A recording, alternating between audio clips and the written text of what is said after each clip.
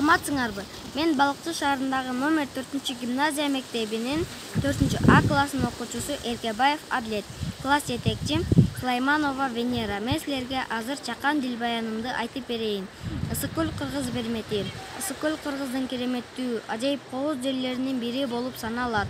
Тоолор менен курчалган, абасы таза, ысык-көлдү даңазалаган акындардын ырлары, жазуучулардын чыгармалары абдан көп. Көлүбүздүн тунуктугу, кооздугу адамдарды суктандырбай койбойт.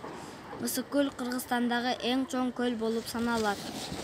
Кыргыздар бул көлдү Кыргызстандын бермети деп аташат. Ысык-көлгө жаздын келиши эң өзгөчө жана эң кызыктуу болот. Көл үстү түркүн сонундарды элестетет. Мында кыштаган ак куулар, кызыл моюн өрдөктөр башка жака учуп кетишет. Анын ордуна сууда сүзүүчү башка канаттуулар пайда болот. Жалпысынан көлүбүзгө 16 түрдүү келген куштар учуп келишет. Уялар салат, жумурткалашат, балапан чыгарышат.